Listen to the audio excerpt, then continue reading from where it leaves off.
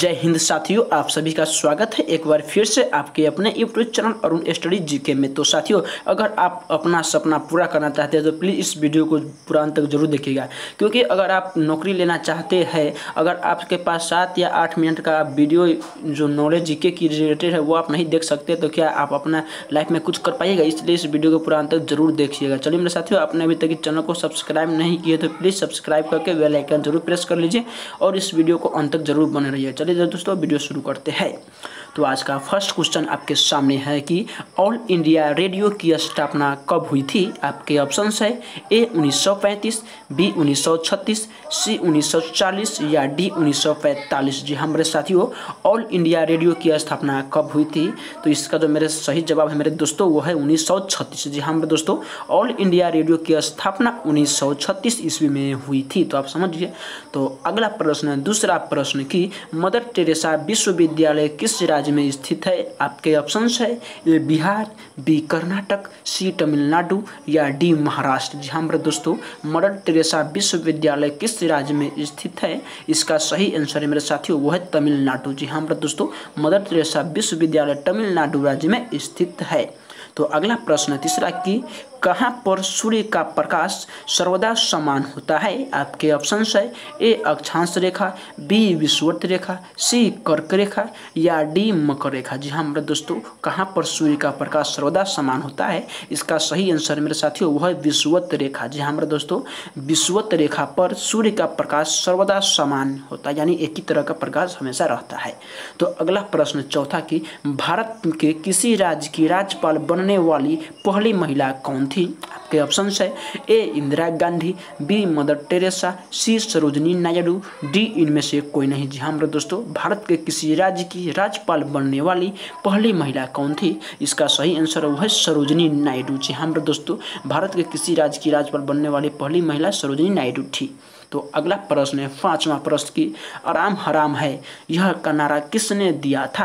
आपके ऑप्शंस है ए जवाहरलाल नेहरू, बी सुभाष चंद्र बोस, सी महात्मा गांधी या डी चंद्रशेखर आजाद। जी हाँ मेरे दोस्तों, आराम हराम है का नारा किसने दिया था, तो मेरे साथियों इसका जो सही जवाब है मेरे दोस्तों वो हो जाएगा जवाहरलाल नेहरू। जी हाँ मेरे दोस्तों, आराम हराम है का नारा जवाहरलाल नेहरू दिए थे। तो मेरे साथियों, अपने अभी तक इस चैनल को सब्सक्राइब नहीं किए तो प्लीज सब्सक्राइब करके बेल आइकन जरूर प्रेस कर लीजिएगा और वीडियो का पूरा अंत जरूर देखिएगा, क्योंकि इससे आपको टेस्ट हो जाएगा कि आपकी जीके की तैयारी कैसी है। तो अगर वीडियो अच्छा लगे तो एक लाइक जरूर कर दीजिए। अगला प्रश्न छठा कि लॉ ऑफ फ्लोटिंग सिद्धांत की खोज की थी। आपके ऑप्शंस है A Newton, B Archimedes, C Rutherford या डी रॉबर्ट कुछ। जी हाँ मेरे दोस्तों, लॉ ऑफ फ्लोटिंग सिद्धांत की खोज की थी, इसका जो सही जवाब है मेरे साथियों वो है आर्किमिडीज। जी हाँ मेरे दोस्तों, लॉ ऑफ फ्लोटिंग सिद्धांत की खोज आर्किमिडीज ने की थी।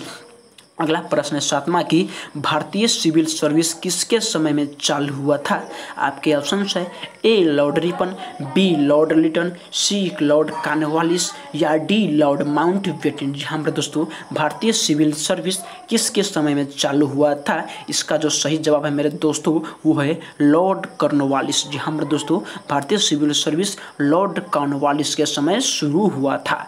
तो अगला प्रश्न आठवां की भारत में पहली बार रुपये का सिक्का किसके शासनकाल में ढाला गया। आपके ऑप्शन है ए शाहजहां, बी अकबर, सी सातवाहन या डी शेर शाह। जी हाँ मेरे दोस्तों, भारत में पहली बार रुपये का सिक्का किसके शासनकाल में ढाला गया, इसका जो सही जवाब है मेरे साथियों वो है शेर शाह। जी हाँ मेरे दोस्तों, भारत में पहली बार रुपये का सिक्का शेर शाह के शासनकाल में ढाला गया था।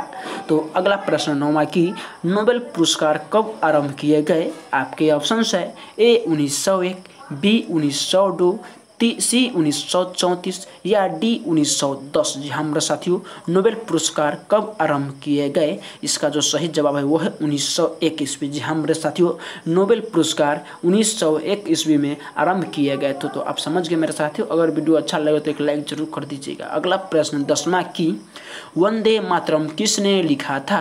आपके ऑप्शंस है ए रविंद्रनाथ टैगोर, बी बंकिम चंद्र चटर्जी, सी महात्मा गांधी, डी तुलसीदास। जी हाँ मेरे साथियों, वंदे मातरम किसने लिखा था, इसका जो सही जवाब है मेरे साथियों वो है बंकिम चंद्र चटर्जी। जी हाँ मेरे दोस्तों, वंदे मातरम बंकिम चंद्र चटर्जी ने लिखा था।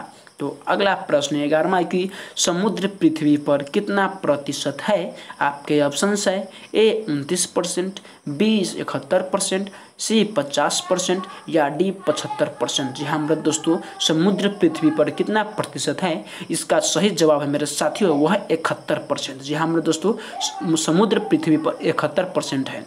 तो अगला प्रश्न है 12वां प्रश्न कि पित्त का स्त्राव किसके द्वारा होता है। आपके ऑप्शंस है ए अमाशय, बी हृदय, सी यकृत या डी मस्तिष्क। जी हाँ मेरे साथियों, पित्त का स्त्राव किसके द्वारा होता है, इसका सही जवाब है मेरे साथियों वो है यकृत। जी हाँ मेरे दोस्तों, पित्त का स्त्राव यकृत के द्वारा होता है। तो इस वीडियो को पूरा अंत तक जरूर देखिएगा। आपका कितना क्वेश्चन सही हो रहा है प्लीज़ जरूर अंत में कमेंट में जरूर लिखिएगा। तो अगला प्रश्न 13वां कि पृथ्वी का औसत तापमान कितना सेंटीग्रेड है। आपके ऑप्शंस है ए 14 डिग्री, बी 15 डिग्री, सी 17 डिग्री, डी 19 डिग्री। जी हाँ मेरे दोस्तों, पृथ्वी का औसत तापमान कितना सेंटीग्रेड है, इसका सही जवाब है मेरे दोस्तों वह है 15 डिग्री। जी हाँ मेरे दोस्तों, पृथ्वी का औसत तापमान 15 डिग्री होता है। तो अगला प्रश्न है आज का सेकेंड लास्ट 14वां प्रश्न की फरक्का परियोजना किस नदी पर स्थित है। आपके ऑप्शंस है ए ताप्ती, बी कावेरी, सी दामोदर या डी भागीरथी। जी हाँ मेरे दोस्तों, फरक्का परियोजना किस नदी पर स्थित है, इसका सही जवाब है मेरे साथियों वो है भागीरथी। जी हाँ मेरे दोस्तों, फरक्का परियोजना भागीरथी नदी पर स्थित है। तो आप समझ गए। तो मेरे दोस्तों, आज का लास्ट प्रश्न है 15वां प्रश्न की भारत में निर्मित प्रथम कंप्यूटर कौन है। आपके ऑप्शंस है ए परम, बी सिद्धार्थ, सी सुपर या डी इनमें से कोई नहीं। जी हाँ मेरे साथियों, भारत में निर्मित प्रथम कंप्यूटर कौन है, आपका सही जवाब है मेरे साथियों वह है सिद्धार्थ। जी हाँ मेरे दोस्तों, भारत में निर्मित प्रथम कंप्यूटर सिद्धार्थ कंप्यूटर है। तो मेरे साथियों, आज का क्वेश्चन यहीं पर समाप्त होता है। मेरे साथियों, आपने इस पूरे क्वेश्चन में से कितना क्वेश्चन का जवाब सही दिए है प्लीज़ जरूर कमेंट कीजिएगा। अगर ये वीडियो आप सभी को अच्छा लगे तो प्लीज़ इस वीडियो को एक लाइक जरूर कर दीजिएगा और मेरे साथियों लाइक के साथ इस चैनल को सब्सक्राइब भी जरूर कर दीजिएगा। मेरे साथियों, आपको यह वीडियो देखने के लिए बहुत बहुत धन्यवाद। आप लाइफ में जरूर कुछ कीजिएगा। तो मिलेंगे नेक्स्ट वीडियो में नेक्स्ट कंटेंट का। जय हिंद, जय भारत, वंदे मातरम।